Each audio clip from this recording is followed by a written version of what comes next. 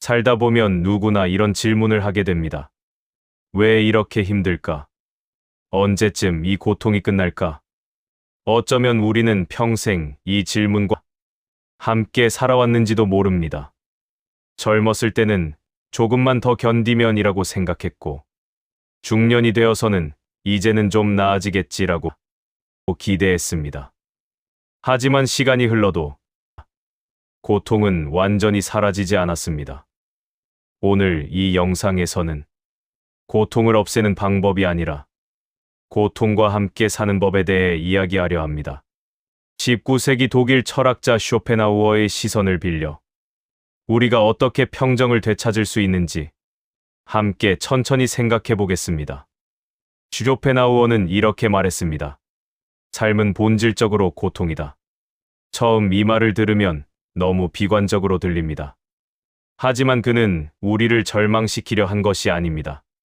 오히려 불필요한 환상에서 우리를 깨우려 했습니다. 우리는 언제부터인가 이렇게 믿어왔습니다.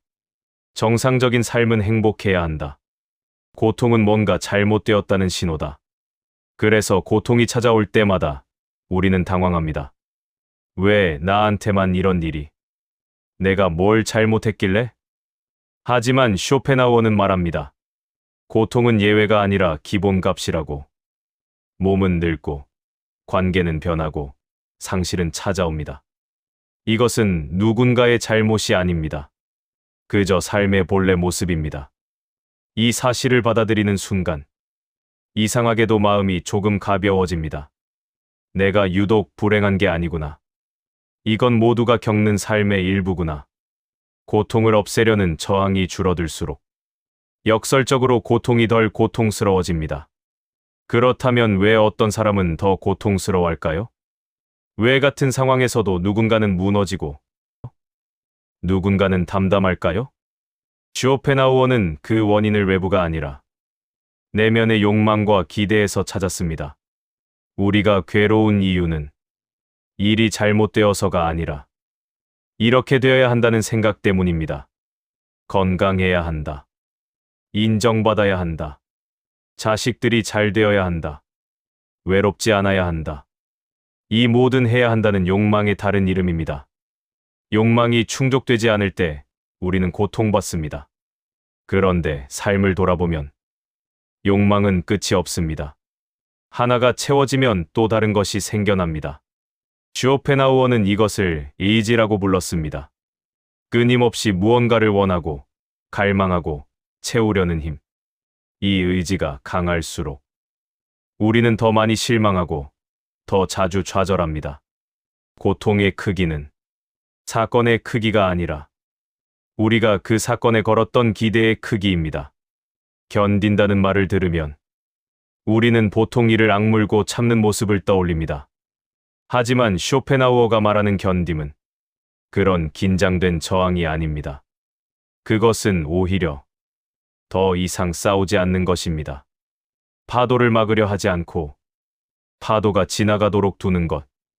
폭풍우와 맞서지 않고 폭풍우가 멈출 때까지 기다리는 것.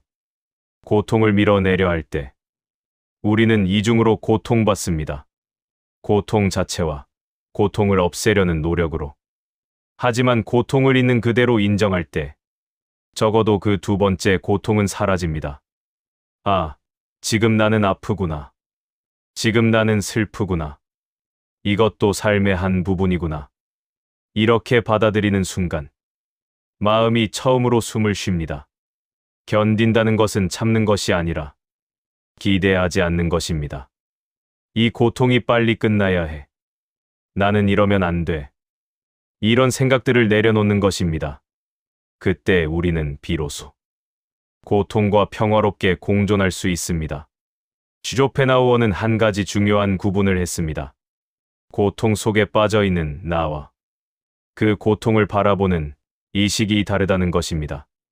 무릎이 아플 때 우리는 고통이다라고 느낍니다. 온 존재가 그 아픔에 집중됩니다. 하지만 잠시 한 발 물러서서 단순하게 아, 지금 무릎이 아프구나 하고 관찰할 수 있다면 그 순간 우리는 고통과 분리됩니다. 고통은 여전히 있지만 그 고통에 완전히 잠식되지 않습니다. 이것을 쇼펜하우어는 관조라고 불렀습니다. 마치 예술작품을 감상하듯 자신의 감정과 고통을 조금 떨어져서 바라보는 태도.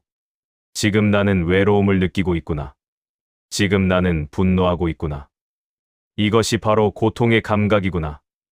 이렇게 관찰하는 순간 감정에 휩쓸리지 않고 감정을 경험할 수 있습니다. 이 작은 거리 두기가 마음을 덜 소모시킵니다. 우리는 고통을 없앨 수 없지만 고통을 대하는 의식의 태도는 바꿀 수 있습니다. 쇼펜하우어의 철학은 자주 오해받습니다. 아무것도 바라지 말라는 냉소적 체념으로. 하지만 그가 말한 것은 무기력한 포기가 아니라 현명한 기대 조정입니다. 우리는 평생 이렇게 배워왔습니다. 더 많이 원하고 더 높이 올라가라. 하지만 더 많이 원할수록 실망할 가능성도 커집니다. 더 높이 올라갈수록 떨어질 때 더 아픕니다. 쇼펜하우어는 반대 방향을 제안합니다. 더 얻으려 하지 말고 필요한 것을 줄여보라고. 이것은 가난해지라는 말이 아닙니다. 마음의 짐을 가볍게 하라는 말입니다.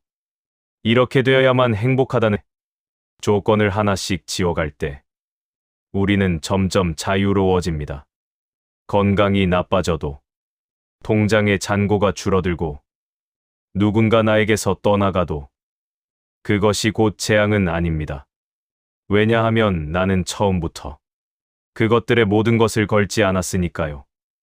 덜 기대하는 삶은 덜 사는 삶이 아닙니다. 덜 흔들리는 삶입니다. 고통이 줄어드는 것이 아니라 고통의 날이 무뎌지는 것입니다. 쇼펜하우어는 우리에게 거짓 희망을 주지 않습니다. 고통이 완전히 사라질 거라고 약속하지 않습니다. 몸은 여전히 늙을 것이고 사랑하는 사람과는 언젠가 헤어질 것이며 세상은 우리 뜻대로 되지 않을 것입니다. 이것이 삶입니다. 하지만 그는 이렇게 말합니다. 고통은 남지만 우리는 달라질 수 있다고.